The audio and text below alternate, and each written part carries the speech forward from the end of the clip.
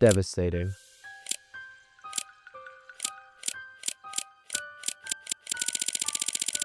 Devastating is the word that best captures the Chinese Cultural Revolution.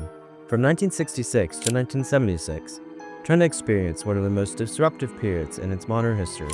What began as a political movement led by Mao Zedong quickly grew into a nationwide campaign that reshaped society, destroyed cultural traditions, and deeply affected millions of lives.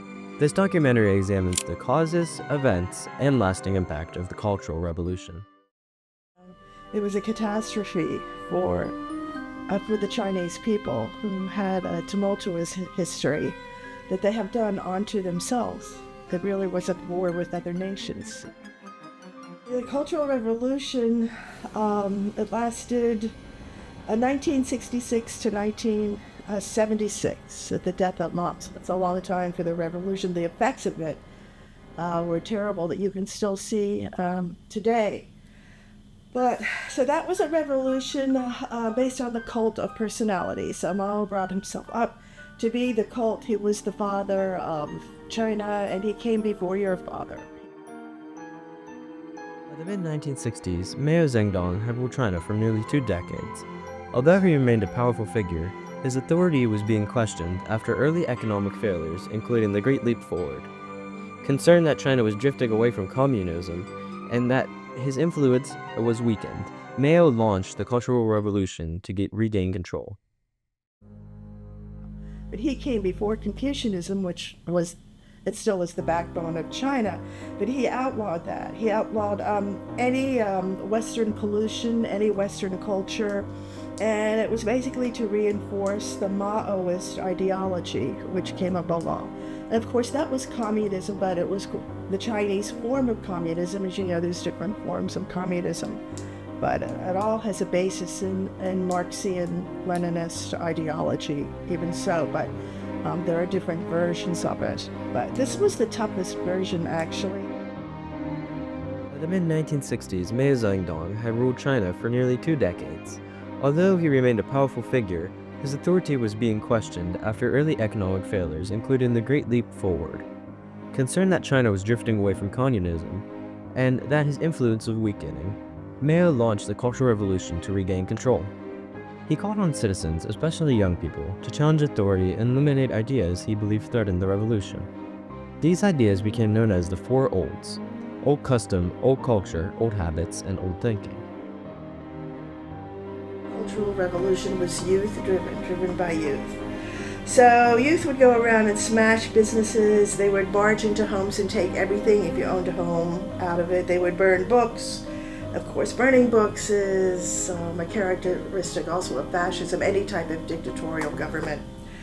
So, and the youth would turn in parents. Can you imagine turning in your own parents and having them killed? That's what they did, and whipping them. And so even if you owned a pretty picture or a sofa or a chair, if you were a bourgeois and you owned money in a bank or stock in another country, you were immediately dragged out of your home.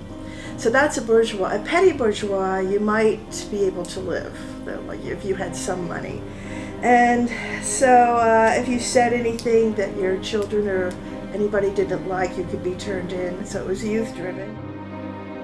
Mao's call to action inspired the formation of the Red Guards, groups made up largely of students. The Red Guards spread across China, enforcing revolutionary ideas. They targeted teachers, officials, and intellectuals.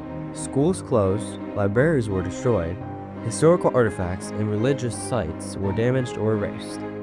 While the movement was meant to strengthen communism, it instead created disorder and fear on a massive scale. That was the whole idea of it. It was terrible, and the Communist Party, after he died in 1976, they vowed not to ever have another cult of personality. But today, Xi Jinping is bringing that cult back. Okay, he wants to toughen China, and to bring that back, I think they do allow their Confucianism. They're bringing that back. Daily life became unpredictable and dangerous. Families were divided by accusations or disloyalty.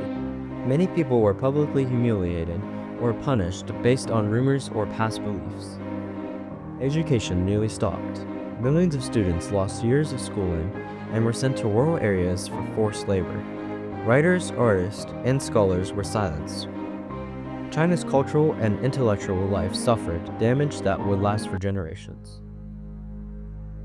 After Mao's death in 1976, the Cultural Revolution came to an end. Soon after, the Gang of Four, leaders closely tied to the movement, were arrested.